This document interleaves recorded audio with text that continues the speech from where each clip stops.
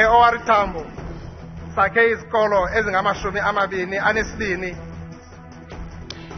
Inkulu baphathiswa yaseMpuma Koloni umnumzana Oscar Mabuyane ubhengeze amaphulo aliqela otyalo-mali kweli phondo nangona iqela le-EFF liye lazama ukuphazamisa le ntetho. ANC iqule yaligangatha njengoko ijonge ukusingatha ngempumelelo umsitho wokusungulwa komqulu wezithembiso kwibala Imozulu eThekwini ngoMgqibelo. We're going with the intention to show the maximum respect for our opponent and taking the game so serious. Ijonge ngabomvu imidlalo ye-Nedbank Cup ngale mpelaveki.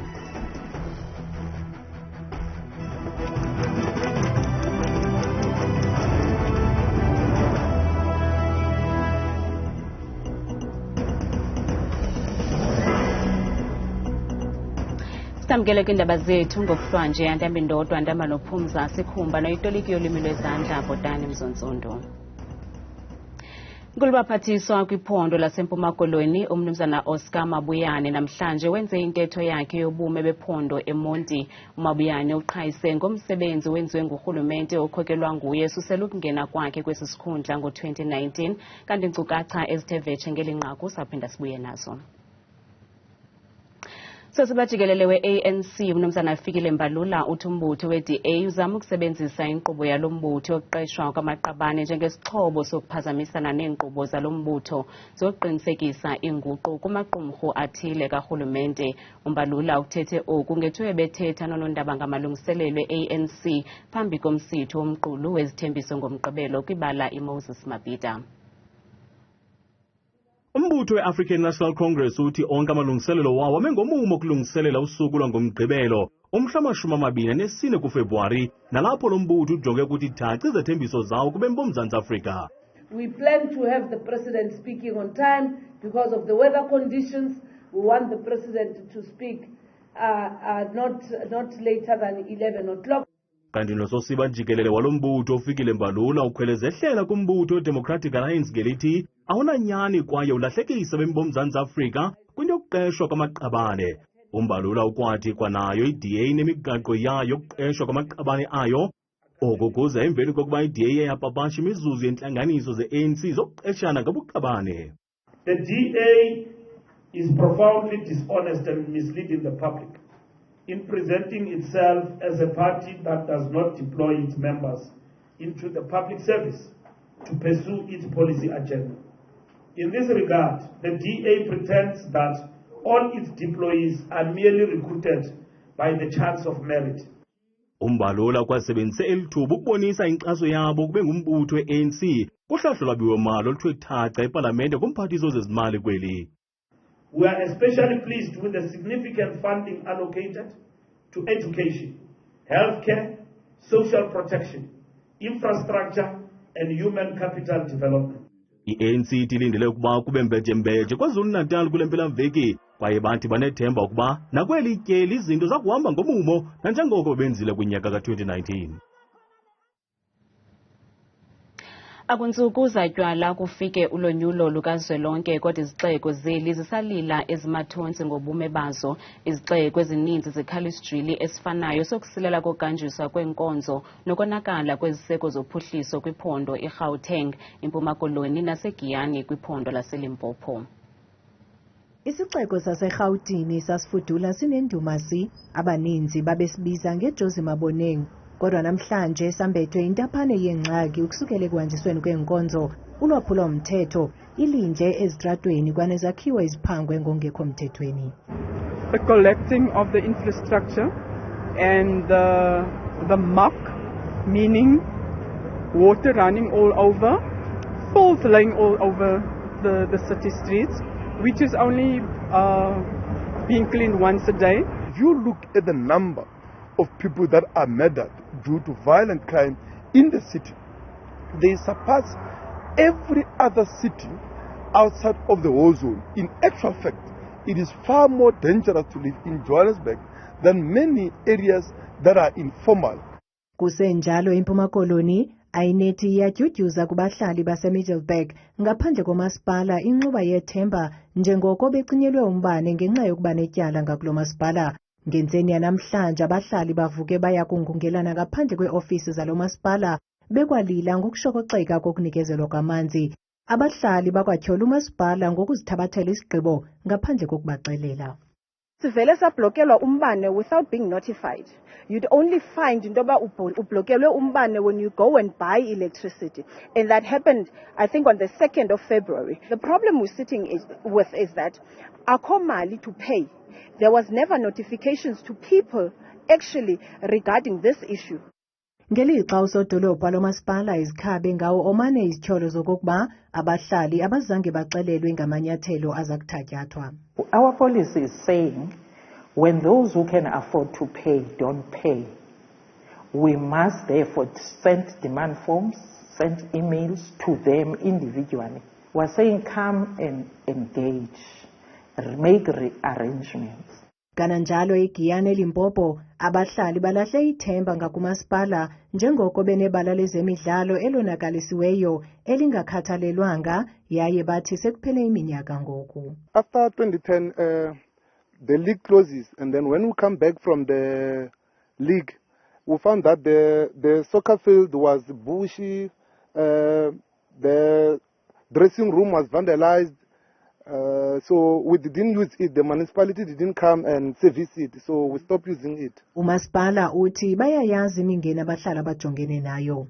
There are processes in place already within the municipality to get things running at Section E Sports Center, and then also in Gaula. We've had various challenges with the previous contracts and the contractors, and we are near finalizing those issues. Kambe abahlali bamemelela kumasipala ukuba athabathe amanyathelo. Linani elvisayo labantu abatsha elenze umngcelele eStanderton eMpumalanga bevakalisa ukungaxoli ngokwenyuka kwezinga lentswela-ngqesho kule dolophu. Batyhola umasipala ilikwa kwanequmrhu lakwa-Eskom ngokusilela ukudala amathuba engqesho. Bantu labasha basenzaweni yaseStanderton bathukuthele bakanenwabo ngenxa yekuswelakala kwemisebenzi enzaweni yangakubo. Bahole umbhekisho loconze kumasipala welikwa kude bavakalise dikhalo tabo. The main issues that we are concerned about as Likwa community, there's a structure that's representing us. It's called the Firm Roots of Likwa Community Concerns. Here we're fighting against a high level of nepotism. Eskom is issuing a lot of job opportunities on daily basis, and the corrupt municipality, or should I say specifically the LED, is not representing us as well. You see, as the youth, we are very furious that there is a high level of corruption at the offices, because the Eskom hub blames the LED blames Eskom, so do not know who's the fool here. Baholi bemphakathi bathi sekumahlandla amaningi bakhulumisana namasipala mayelana naloludzaba, kodwa solokude lokwendekako. We did engage with them many times, but they are running away. They can't tell us the truth, what is going on. Tikhulu letimele masipala kanye nenkampani yagezi iEskom timukele luhla lwetikhalo. Konke okubhaliwe lana is true. Iloko kufuna ukuthi ku-address. But again, I want to raise something that is very important. I think abafowethu Ba Trevor and then others, Abu Clive, I mean, and others, they are aware ukuthi le facilitate lama processes kunama resolution about thathe bujok. So unfortunately some of ama resolution ne setting le abay noma way forward le abayithathe bujok, and amanye ama processes azanga communicate with us. So that's why nibona ngazathi kune miscommunication or kune delay somewhere somehow. iEskom kanye namasipala baniketwe amalanga lasikhombisa kuthi baphendule kabanti ngalolu dzaba. Etindzabeni tethu ku Channel 163 lotilethelwa iNewsroom Africa, ngingumweli Masilela eStanderton eMpumalanga. Xa sibuyela kwinqaku lethu langaphambili, inkulu baphathiswa kwiphondo laseMpuma Koloni umnumzana Oscar Mabuyane namhlanje wenze intetho yakhe yobume bephondo eMonti. Mabuyane uqhayise ngomsebenzi owenziwe ngurhulumente okhokelwa nguye susela ukungena kwakhe kwezi sikhundla ngo-2019. Njengoko indwendwe bezilindele inkulu baphathiswa umnumzana uOscar Mabuyane ukuba inike intetho yayo yokugqibela yephondo, amalungu e-EFF ayaphazamisa le seshoni ngenxa yokuba ifuna ukubanika ithuba lokuphakamisa uluvo lwayo ngethuba iseqongeni inkulu baphathiswa. We will open a case against the Speaker for what has happened. We are going to put our statements and then we'll open a case formally with the police, not these useless people that are here in the joke. Inkulu baphathiswa ithethe banzi ngomsebenzi owenziwe iofisi yayo kule minyaka mihlanu idlulileyo kwiinzame zokuphucula ubomi babantu bephondo. Yatsho ibalula izikolo ezilikhulu ezakhiwe ngurhulumente wephondo. Wongeze ngelithi urhulumente wephondo uxhalabile ngokulahleka kwemisebenzi okuxelwe iStats SA kwiintsuku ezimbini ezidlulileyo kwikota yokugqibela ka-2023 kweli phondo. The unemployment rate in the Eastern Cape has been on a consistent decline from 45.8% in the third quarter of 2020 to 38.8% in the third quarter of 2023. I-ANC ikwamkela ukuphucuka kurhulumente wayo ngelixa i-Democratic Alliance ne-African Transformation Movement zigxeke kabukhali intetho yenkulu baphathiswa. The Premier State of the Province address was quite robust and bolsterous, and a reflection of the 7 priorities that were agreed to by the 6th administration. I think we welcome the recognition of the Premier of the importance of the motor industry in the Eastern Cape and the investments that it is making.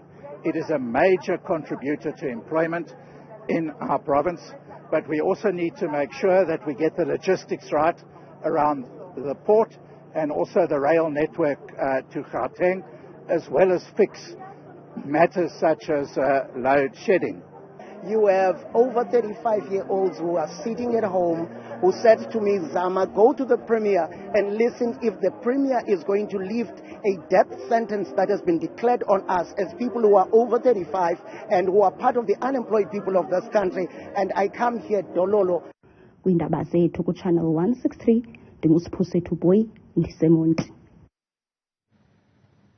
Kanti ke abantu bazityandikila kwiqonga lethu lezonxibelelwano ngentetho yobume bephondo yaseMpuma Koloni.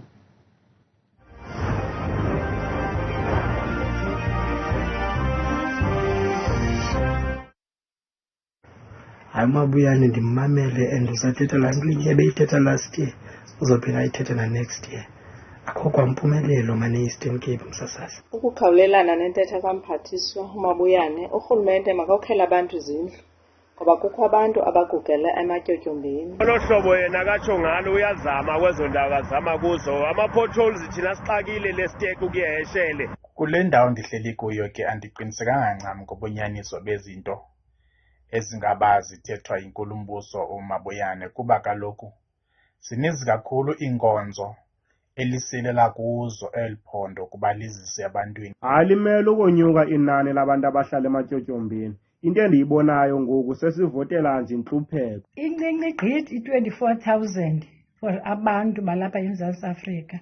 Makaphinde akhe izindlu, umninzi umntu osafuna indlu.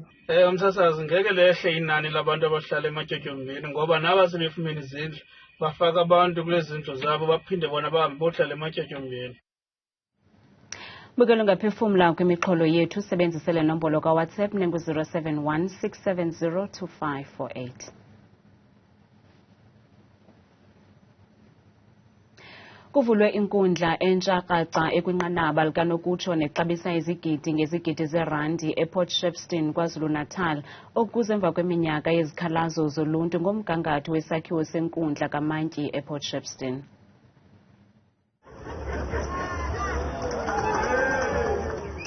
Kuthathe iminyaka elishumi kugqiba kwakha esi sakhiwo. The opening of the court, it's a welcome development because it also brings a huge relief in terms of infrastructure. It's a state-of-the-art infrastructure. It will enable the court to provide comprehensive services to the community here surrounding and also across the country. There was always water challenges, electricity. You know, I think one of the major things would have been the prisoners. Because now they are underground in the tunnels, they brought directly into the courts, where at the old building you would walk past them in the passage. Esi sakhiwo siqulathe inkundla kamantyi, eyengingqi kwanenkundla ephakamileyo. Kukho nezo zichophela amatyala akhethekileyo afana nokuxhatshazwa ngokwesondo ajongene nemiba yasekhaya njengokondliwa kwabantwana kwanenkundla ejongene nemiba kamakulinganwe.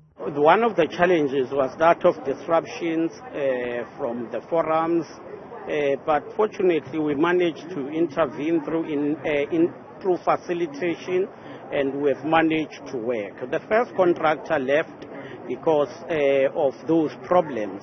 We were further delayed by COVID-19. Kuqikelelwa kuba lo msebenzi uxabisa malunga ne-285 million yeerandi. Ukanti ke sele siqalile ukusebenza esi sakhiwo. Nantsi Imozulu yanamhlanje neyangomso.